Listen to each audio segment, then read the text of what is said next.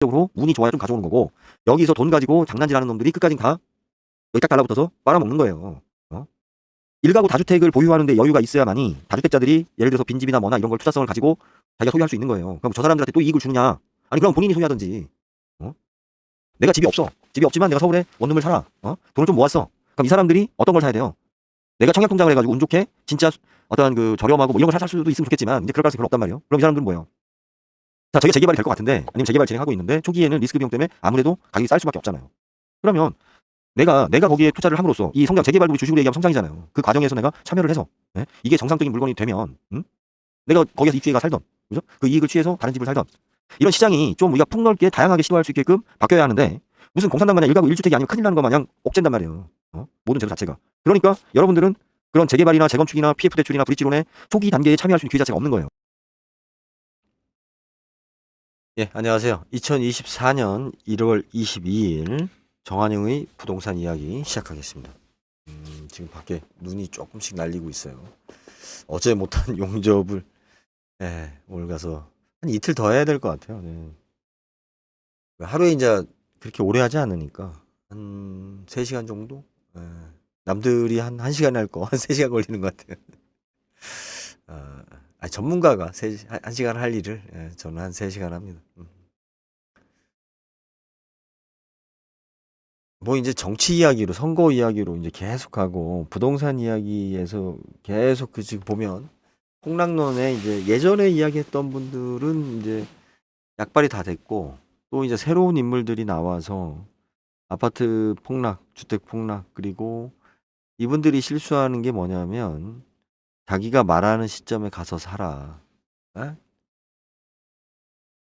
이게 얼마나 큰 헛소리인지 우리가 좀 인지를 하셔야 됩니다. 그러니까 주택값이 이건 소비재이기 때문에 시간이 지나면 실질적으로 주택값이 조금씩 떨어지는 거는 정상이에요. 그런데 이제 우리나라 같은 경우는 땅값의 집가 상승 속도가 빨랐기 때문에 우리가 땅하고 집, 건물하고 같이 있는 집값이 오르는 것처럼 착시가 있었던 건 맞죠. 맞는데 어, 이제 우리가 조금씩 이게 좀 달라지고 있어요. 달라지고 있는 게 뭐냐면 땅값의 상승은 그건 국가의 어떤 그 경제 규모와 관련돼 있는 거죠. 국가의 어떤 그 경제 수준하고. 그렇기 때문에 지금 우리가 거의 이제 전 세계 상위권으로 진입했기 때문에 과거의 땅값의 상승률은 사실 이제 기대하기 좀 어렵다. 그러면 건물에 대한 상승 부분이 있느냐? 그것은 이제 인플레이션을 이야기할 수 있지만 인플레이션도 한계가 있는 게 뭐냐면 제품이 다르잖아요. 예전에 지었던 5층짜리 주공 아파트하고 지금 짓고 있는 뭐 25층, 30층짜리 주상복합 아파트하고는 건물에 대한 기능과 안에 자재, 뭐 시설 모든 게 다 다르잖아요. 수준 자체가. 그렇기 때문에 그것을 단순히 집값이 올랐다. 왜 오르느냐 이런 걸 얘기하면 안 돼요. 그리고 지금 자꾸 건설회사하고 그죠? 뭐 부동산 투기 뭐 이러면서 이쪽을 악마화해요. 건설회사 자체를. 그런데 그러면서 무슨 해결 방안을 갖다가 건설회사의 그 오너들이 탐욕을 버리고 착해져야 지고 투기꾼이 없어져야만이 집값이 내려간다. 순진한 거예요. 모질란 거예요. 건설회사들이 그렇게 탐욕스럽고 돈을 잘 벌면 왜 망해요. 이게 다 이유가 있는 거죠. 그런 과정 속에서는. 그리고 왜 민주당이든 국힘당이든 국회의원이 되거나 권력을 잡으면 왜 뒤로 돈을 챙기고 그러한 행위를 하는지 우리는 그것을 비난하고 사회적으로 비판할 수는 있어요. 거기에 대해서 뭐 처벌할 수도 있고. 그런데 우리가 먼저 생각해야 될 건 뭐냐면 왜 그런 문제가 생기냐는 거죠. 왜 그런 문제가. 시스템을 바꿔야 되는 거예요. 우리가 왜 민주주의라는 이런 시스템을 지금 믿고 우리 사회에 여기서 왜 따르느냐? 예전에 망정을 해보니 예? 왕이 제대로 된 왕이 있었죠. 가끔 세종대왕 같은 성군이 있었죠. 가끔. 그런데 이게 아닌 경우가 많잖아요. 그러면 우리가 왕정에 대해서 부정할 때 왕이 네가 우리 성악설 너는 나쁜 놈이니까 넌 수준이 안 되니까 너를 바꿈으로써 새로운 왕을 세움으로써 어 사회를 더 좋게 만들어야 돼. 자, 이러한 어떤 역성혁명이 있었죠. 그래서 왕을 끌어내리고 뭐 이런 과정 속에서 왕이 바뀌고 하지만 그렇게 해봐도 별반. 그래서 우리가 왕정을 포기하고 뭐예요? 의회민주주의를 실현한 것을 받아들인 거잖아요. 자, 우리가 그동안 건설회사들 어느 뭐 각종 비리 뭐 이런 가격이 비싸고 뭐 이런 사회적인 문제 자 처벌하고 망하고 그걸로 구속되고 어? 아, 그 속에서 누가 돈을 벌어요? 변호사들이 돈을 벌죠. 이 새끼들이. 자, 지금 아파트가 폭락한다고 합시다. 뭐가 이익인데요? 누가 이익인데?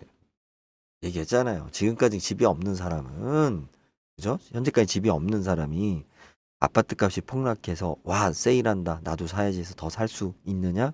아니에요. 그리고 기존에 있는 사람들, 집을 가지고 있는 사람들만 더 무너지는 거예요. 어?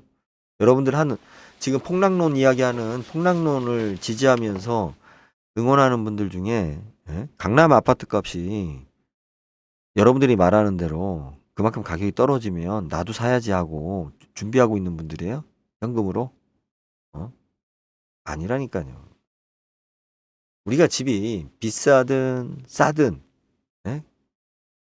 그 문제가 아니고, 이제 우리가 집값이 싸지려면 어떻게 돼야 돼요? 사람들이 집을 취득하는 과정에 있어서 공정해야 돼요. 그 공정하지 못한 게 지금 그 청약통장이에요. 단적인 예로 서울과 지방. 지방에 내가 오늘까지 살고 있다 해서 왜 내가 서울에 집을 내일 이사 가야 될 상황인데 넌 여기서 오래 거주하지 않았으니 아파트 공급을 미루겠다. 너한테는 기회를 안 주겠다. 서울에 와서 전세를 오래 살아라. 이게 뭐냐고. 저처럼 집사람하고 같이 안 살고 있는데 결혼해서 지금까지 주소를 같이 둔 적이 한 번도 없는데 20년 동안. 어? 제가 투자 목적으로 샀던 지방의 조그마한 집들이 지금 다 압류되어 있지만 경매 들어가고 자 이런 물건하고 집사람이 가지고 있는 집하고 일가구 다주택자니 너는 세금을 잔뜩 부과해야 돼. 그러니까 집사람이 이혼하자고 하죠. 응? 다주택자가 자 생각해 보세요. 다주택자가 많으니 그 사람들이 집을 한 채씩 갖고 무주택자한테 집을 많이 공급해야 된다. 이게 맞다고 생각해요? 여러분들은 지금도 그걸 믿고 있어요? 다주택자가 많아야 예? 그 중에서 그죠? 옛날에는 이 다주택자가 누구였어요? 이들이 공급자였고 이들이 판매자였고 시장의 대부분의 분위기를 조장하는 사람들이에요. 예? 일부 집이 원체 없는데 그런데 지금은 실질적인 집이 우리가 100%가 넘어요. 우리 집 개수 대 세대 수를 이야기를 하면 100%가 넘는다고. 전국을 따지면. 그런데 거기서 내가 자가를 소유하고 있는 사람들은 50%가 넘는 거란 말이에요. 그럼 이 50% 넘는 사람들이 1가구 2주택, 3주택인 사람들이 있겠죠. 이 자체가. 자, 100%가 넘는 상황에서 이 사람들이 독점하고 있으니 이 사람들이 가지고 있는 물건을 법적으로 1가구 1주택만 가져라고 강제함으로써 이것이 시장에 나와서 무주택자들이 이 집을 산다? 이 논리가 안 맞아요. 이 사람들이 내가 1가구 3주택인데 그러면 뭘 포기하겠어요? 만약에 법과 제도로 한 집, 야, 다른 사람 집 없는 사람도 있는데, 집 하나만 가져. 그러면 제일 쓰레기를 포기한다고. 이 사람들이. 제일 안 좋은 집을 포기하지, 제일 좋은 집을 포기하겠어요? 그래야만이 내가 혜택을 보는데, 그러면 제일 안 좋은 집이 내려오게 되면, 그거보다 더 못 가진 집을 가진 사람들의 시장에 과잉이 되죠. 왜 수년 동안 지금 1가구 2주택을 단속하고 있는데 우리가 언론에서 보는 집들은 왜 맨날 몇 년 동안 오른다고 했어요? 문재인 정부 때 그렇게 단속을 했는데, 예? 각종 규제를 만들고, 그러고 있는 동안에 저 밑에 있는 시골 지역이거나 도심의 빈민가나 재개발을 할 수 없는 뭐 이런 낙후된, 또 집으로서 말할 수 없는 이런 연립주택이나 빌라 이쪽 시장은 다 무너졌다고. 예? 이 사람들이, 예? 내가 뭘 지키고자 하겠어요. 자, 어느 지역에 집을 가지고 있는 사람들이 있어요. 여기가 낙후돼서 재개발을 해야 돼. 재건축이거나 오래된 4층 연립이에요. 단지야. 그럼 여기 50% 이상이 1가구 다주택이에요. 그럼 이 사람들은 이거를 재개발된다라고 했을 때, 이 사람들은 적극적으로 환영할 수가 있어요. 그리고 내가 거주지에 대한 불안감도 없어요. 어차피 나는 거기서 안 살고 있어. 거기 이제 세입자 대책 얘기하는데 그건 좀 헛소리 좀 하지 말라고 그래요. 세입자는, 그죠? 어차피 이사 가면 돼.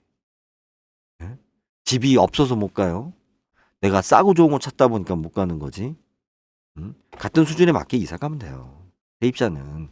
자, 중요한 거는 이 단지 속에 50% 이상의 사람들이 이 단지가 철거돼서 재개발되는데 부담이 없는 사람이에요. 더 좋게 지어져서 내가 수익을 남기면 돼. 그럼 이 사람들은 내가 이 안 팔리는 집이 5천만 원인데 5천만 원짜리 연립주택인데 이렇게 해서 이사하고 뭐하고 하면 최소한 우리가 한 1억은 될 것 같습니다. 분담금 해도 한 5천만 원 남을 것 같습니다. 하면 콜이에요, 이 사람들은.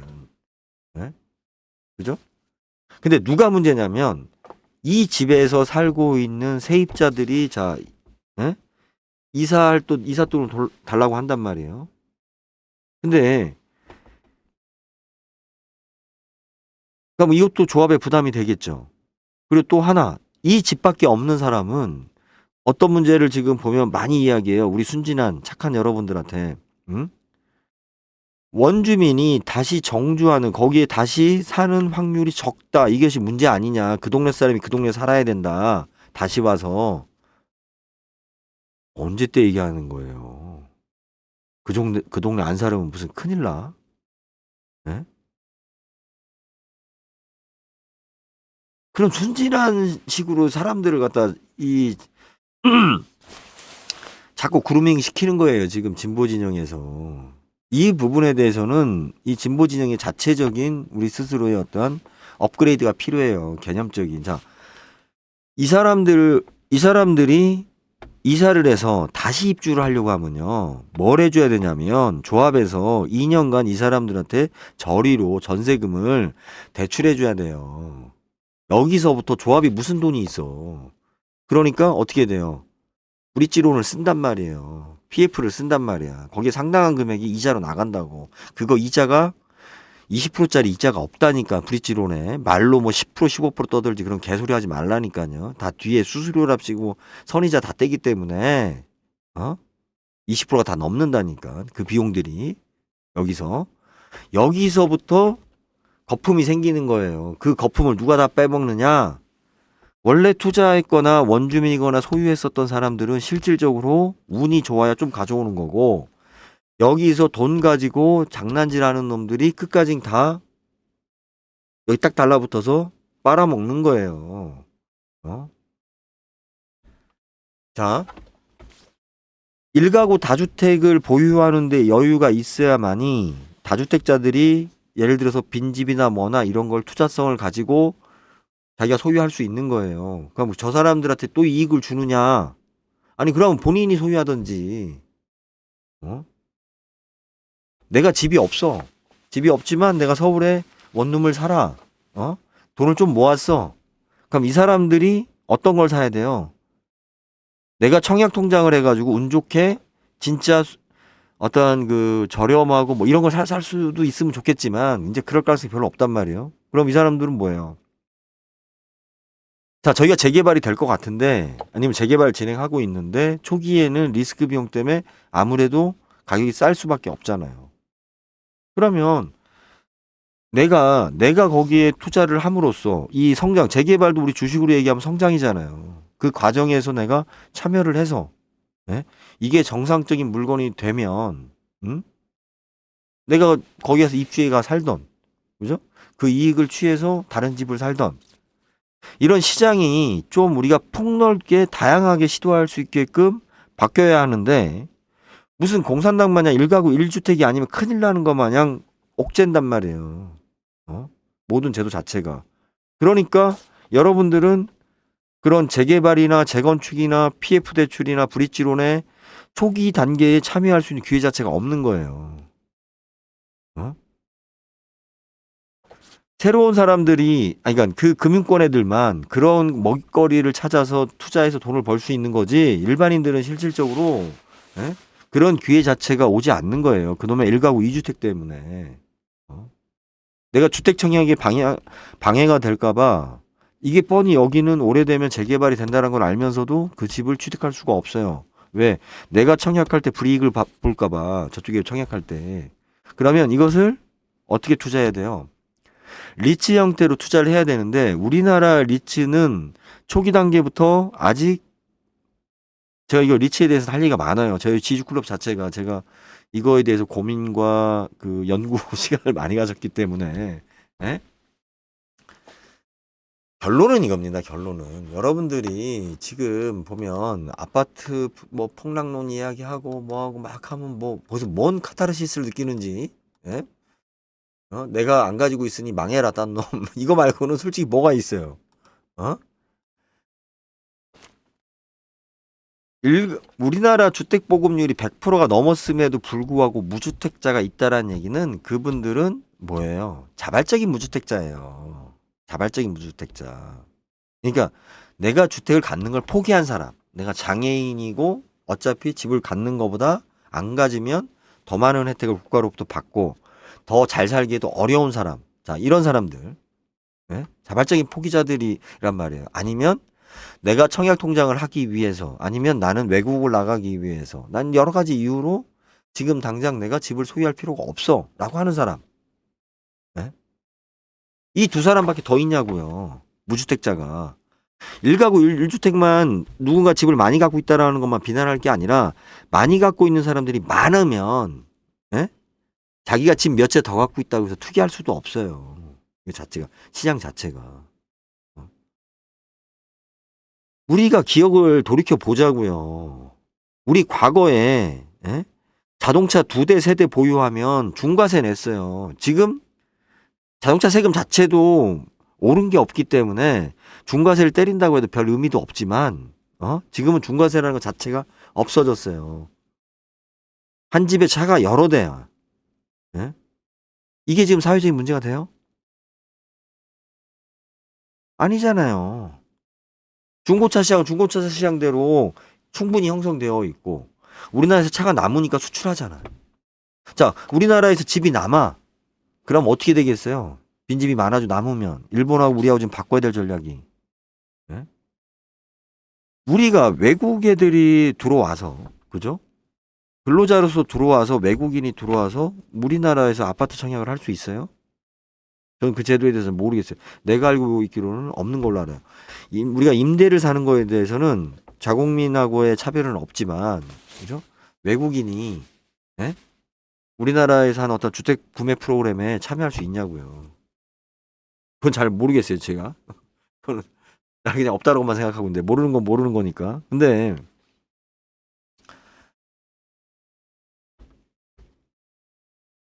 제도가 바뀌어야 돼요. 여러분들이 폭락론 이야기하는 분한테 내가 보면 나름대로 뭐 애널리스트고 똑똑하고 다 좋아. 다 나보다 잘난 사람들이에요. 예? 근데 명확하게 한 가지만 이야기합시다. 그래서 어떻게 하라고? 당신 말 믿고 있으면 집이 생겨? 예? 떨어지면 사래. 그런 말 하지 말고. 예? 그거랑 똑같아요. 전 볼 때 남쪽으로 가면 귀인이 있대. 진짜 욕 나와 욕 나와.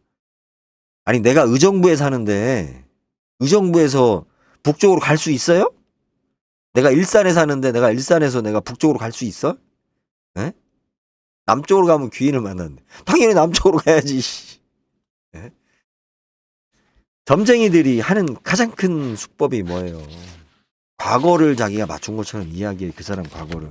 그 사람 과거는 그 사람과 대화나 그 사람 옷, 그 사람 얼굴 표정, 말하는 수준만 봐도 그죠? 어느 정도 다 유추가 돼요.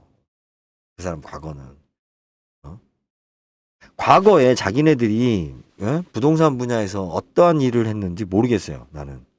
그런데 어? 마치 과거의 데이터들을 막 끌고 나와서 특히 젊은 친구들이 끌고 나와서 그 시대의 어떤 그 분위기를 다 알고 있는 것처럼 막 이야기를 해. 예? 자기는 다 알고 있는 것처럼 막 추상적인 말로. 그 시대에 살아봤냐고. 그때 집을 사려고 고민을 했었고 그때 경매로 해서 샀던 집들이 어떤 문제가 났고 이런 스트레스를 받아봤냐고요. 어? 그런데 지금 와서는 딱 그걸 데이터를 정리해서 미래는 이렇다라는 식으로 자기가 자 미래를 여러분들 미래에 대한 해답을 줄 수 있어요? 미래는 뭐예요? 미래는 우리가 아직 겪지 못했지만 미래는 이렇게 될 것이다라고 여러분 예측할 수 있어요? 미래에 대해서? 나는 2020년이 되면 그죠? 지금 2024년인데 이때 지금 누가 다녀야 돼요? 지금 핵전쟁 나고 지금 터미네이터 다니고 지금 미래소년 코난은 훨씬 그 전이고 예? 아니잖아요. 미래는 예측해서 우리가 방법을 찾는 게 아니에요. 예측해서 찾는 게 아니고 우리가 미래에 있을 일을 예측하는 게 아니고 해결할 수 있는 능력을 갖춰야 되는 거예요. 예? 집값이 떨어진다고 예측해서 맞췄어. 그게 맞았다고 합시다. 내가 묻잖아요. 그럼 여러분 살 수 있냐고 그 집을. 그때 돈이 있어야 될 거 아니야. 예? 그럼 집값이 그때 왜 떨어져요? 아파트 값이 다 폭락하면 내가 가지고 있는 집도 떨어질 거 아니에요. 내 집은 안 떨어져. 제 것만 떨어져. 예? 저쪽에 내가 사고 싶은 집이 50%가 떨어지면 내 집도 50% 떨어지는 게 정상이잖아요. 그러면 내가 그 차익만큼 돈을 더 모아야 되는데, 예? 그러면 그런 분위기가 되면 사회적으로 인플레이션이 더 심해지고, 금리는 더 뛰고, 불안하고, 예? 국가는 세금이 없으니, 어? 이런 식으로 저런 식으로 세금을 거두려고 또 눈이 뻘개서 다니고, 내가 그 돈을 벌기 더 어려울 거 아니에요. 그런 상황이 되면, 어? 이런 거 싹 빼고, 그죠? 이런 거 싹 빼고, 야, 집값 떨어지면 사.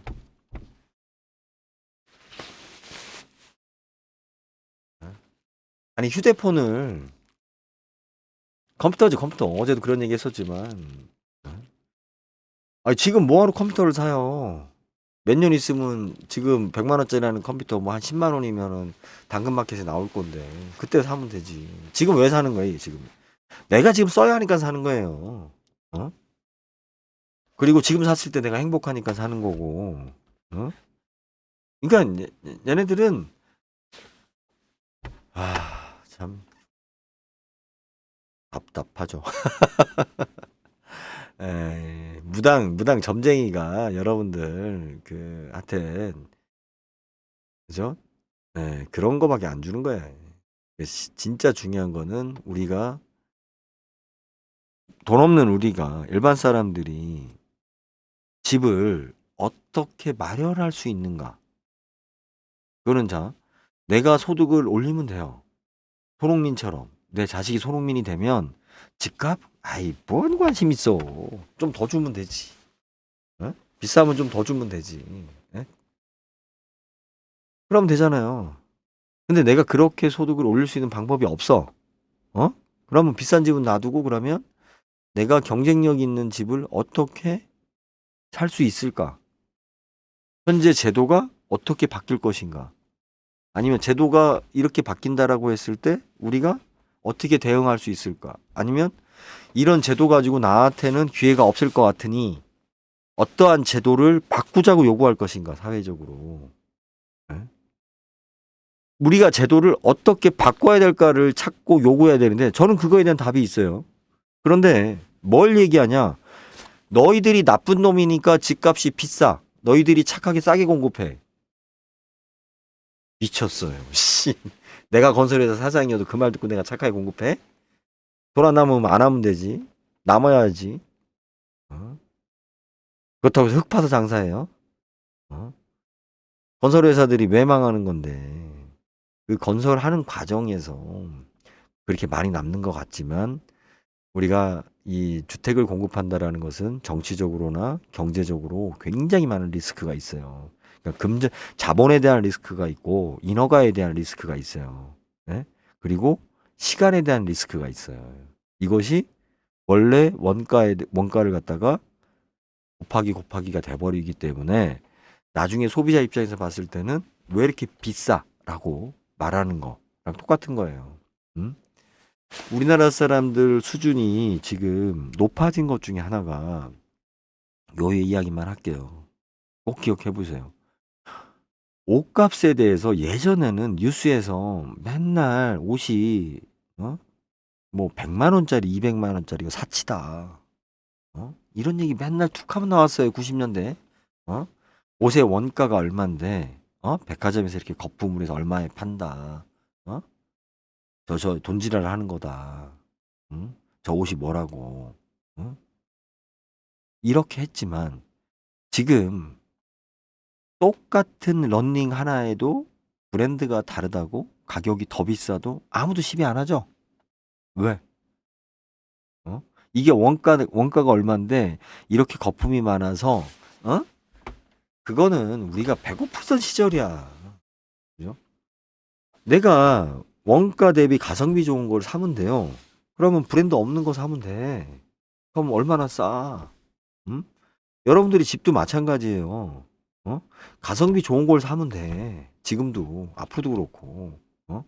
그런데 내가 내 욕심이나 내 욕망이 어? 저 사람들하고 어울리고 싶고 나는 저런 데서 살고 싶다라는 이거는 가성비하고 상관이 없는 또 하나의 추상적인 가치가 있는 거잖아요. 그런 집을 사고 싶으면 그런 집을 사면 돼요. 벌어서. 그거 비싸다 얘기할 필요 없는 거야. 이렇게 시장이 형성이 되려면 어떻게 해야 돼요? 시장이 커져야 되는 거예요. 주택 시장이. 그러려면 어떻게 해야 돼? 한 사람한테 집을 한 채 가지라는 말을 할 필요가 없는 거예요. 어? 어차피 집이 흔하고 집 가진 거 많으면 어디서 뭐 한다고 해서 여러분들 집 더 살 수 있을 것 같아? 어차피 재개발 재건축 때도 별로 안 남는데 앞으로 가면 갈수록 더 사라고 해도 안 산다니까. 흔해지면. 어? 왜 자꾸 시장을 왜곡시켜요? 왜곡시키는 것 중에 하나가 빈부의 격차. 집 없는 사람 어떻게 하라고? 집 없는 사람 어떻게 하라고? 내가 항상 묻잖아요. 집값이 싸지면 살 거예요? 거긴 딱 두 가지밖에 욕심이 없는 거예요. 매번 강조하지만 나는 집 살 형편이 안 되는데 집 있는 것들 집값 떨어지면 내가 기분이 좋을 것 같아. 나는 질투심. 아니면 특히 우리 아줌마들이 많이 생각하는 내가 아줌마들 닭대가리라고 하는 이유가 뭐냐면 이거는 여성 비하가 아니에요. 그러니까 여자들은 자기가 불리한 걸 기억하지 않아요. 자기가 유리한 건 기가 막히게 찾아. 예. 자기가 불리한 거는 그러니까 합리화에 굉장히 빠른 본능을 가지고 있어요. 남자들은 그걸 못해서 많이 망하죠. 남자들이 유연성 때문에. 근데 여자분들은 내가 불리한 건 기억하지 않아요. 내 과거의 발언에 대해서도. 우리 데이트할 때 보면 그런 거 못 느껴요? 자기 한 얘기 중에 불리한 거 기억 안 하잖아요. 유리한 것만 기억하잖아. 예? 집값에서 뭐만 기억하는 거예요? 지금 여자분들이 바라는 대표적인 현상이 내 집은 떨어지기 전에 팔고 내가 사고 싶은 저 집은 비싸니까 떨어지고 귀양 바라는 건 내 집은 오르고 저 집은 내려야 된다라는 이걸 바라고 있으니까 떨어지길 바라는 거예요. 그런데 현상은 어떻게 되냐면 없는 사람 거부터 먼저 떨어져요. 자, 여러분들이 절대로 그 가격이 떨어지면 그저 나한테도 살 기회가 있다. 이런 기회 절대로 안 와요. 왜 안 오냐면 우리 생각해 보세요. 없는 사람과 있는 사람이 있어요. 3개월 월급이 안 나오면 없는 사람은 집이고 나발이고 이혼한다는 얘기 나와요. 벌써. 엔겔 지수에 더 돈이 없는 사람은 일주일만 돈이 없어도 도둑질을 하냐 마냐라는 상황이라니까. 음? 당장 전기 끊기고 뭐 이런 상황이라니까요. 있는 사람은 최소한도 밥 세끼 먹고 애들 학비 주는 거에 내가 집을 팔아야겠다는 생각을 하지 않는다고. 이게 서로 버티는 경쟁력이 다르다고요. 그럼 자 집값이 떨어져요. 경매 시장이 열려. 그러면 누구 거부터 먼저 나오겠어요? 소득이 낮은 거부터 먼저 나와요, 경매 시장에. 이게 내 집부터 먼저 떨어진다고. 그러고 나서 부자들의 나보다 더 잘 사는 사람 물건이 그 다음에 떨어진다고요. 자, 지금 경매에서 제가 지금 앞에 시간에 경매에서 보여줬잖아요, 금액이. 우리가 경매를 꼼꼼히 살펴보면 소득 수준이 낮은 거부터 시장이 더 많이 나온다고요. 왜? 못 견디니까. 당장 돈 없으면 못 견디는 사람들이 우리가 소득이 낮을수록인 거지. 서로 부동산이나 주식이나 우리 주가가 요동치면, 예? 현대자동차의 정의선이가 이재용이가 주식 팔아요? 관심 있어? 예? 주가나 봐? 어?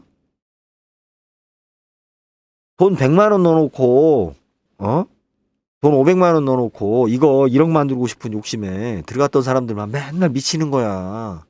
그럼 주식값 떨어지면 나 지금 돈 없는데 이거 빼고 싶고, 견디는 힘이 다르다고요. 이거에 대한. 그러기 때문에 목적지에 도달하는 범위가 다른 거예요. 왜 큰 배로 미국을 가야 되는데. 작은 배로도, 아니, 맨날 열심히 노젓고 가면 미국 갈 수 있지. 근데 거기에는 뭐야? 태풍이 안 와야 된다니까. 작은 배는. 안 올 수 있어요? 그 긴 시간 동안 가면서? 그러니까 무너지는 거예요.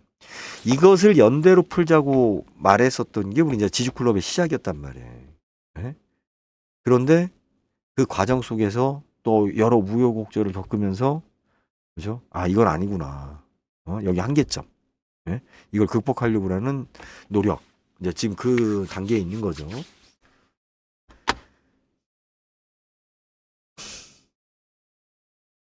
그 집값 떨어진다는 얘기가 뭐가 그렇게 좋아서 맨날 거기에 박수 치고 듣고 뭐 하고, 에? 야, 집값이 설사 떨어진다 하더라도 우리들 스스로, 그죠? 분위기 자체를 폭락으로 몰면 안 돼요. 내가 더 좋은 집을 살 수 있는 기회를 우리가 어떻게 만들 것이냐. 이걸 봐야지. 이게 굉장히 그 게으른 생각이고 노력하지 않는 생각이라니까요. 우리 장사할 때 보면 진짜 내 생선 장사할 때 보면 그 짜증나는 아줌마들이 있어요. 희약고 숨어 있다가 짐 쌀 때 와가지고 안 팔리는 물건 싸게 달라고. 예? 장사꾼이 그거 팔 것 같아요? 안 판다니까 기분 나빠서. 한두 번이지. 집값 떨어지면 그때 싸게 먹어야지 하고 다 전 국민이 쳐다보고 있어. 참네. 예? 지금 집값이 너무 비싸다? 너무 비싸죠. 근데 나하고는 상관이 없는 거예요. 왜 비싼 거 떨어지길 바래? 그건 비싼 거는 비싼 대로 거품으로 사야만이 또 경제가 돌아가는 거예요.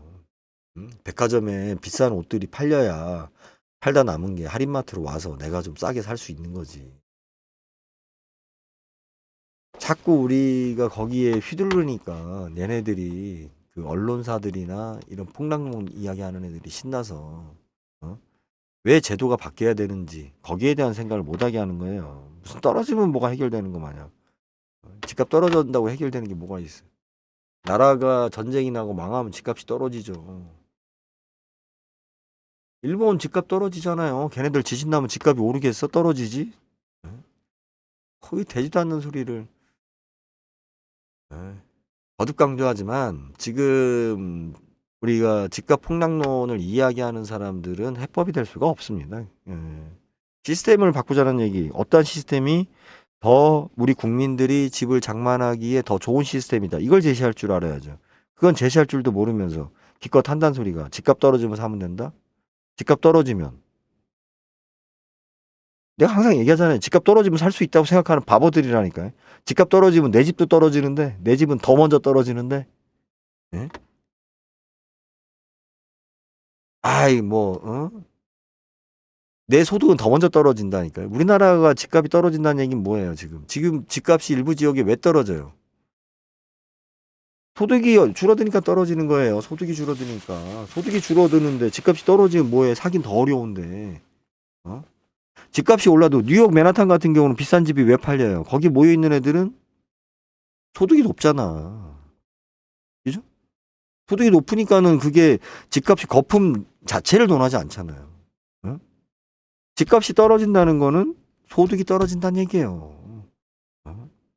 그럼 집 사기가 더 어렵지. 가격만 떨어지면 살 수 있다고 생각하는 그런 어리석음이 어디 있어요. 제가 항상 얘기하잖아요. 집 언제 사요? 언제 얼마큼 떨어지면 사요? 그게 아니다. 당신한테 주어진 남들보다 가장 최선의 조건이 당신한테 주어졌을 때 사면 돼요. 그래서 제가 청약통장은 돈이 있든 없든, 그리고 특히 아이들한테는 청약통장은 무조건 가입을 해주세요 라고 이야기하는 겁니다. 정부에서 집을 풀 때, 제 말이 지금 되잖아요. 집이 안 팔려서 이럴 때 정부에서 뭔가 주택에 대한 수요를 늘리고 싶어도 방법은 하나밖에 없다. 명분이 없으니까. 그게 청약통장이에요. 청약통장. 여기까지 하겠습니다. 아이고, 감사합니다.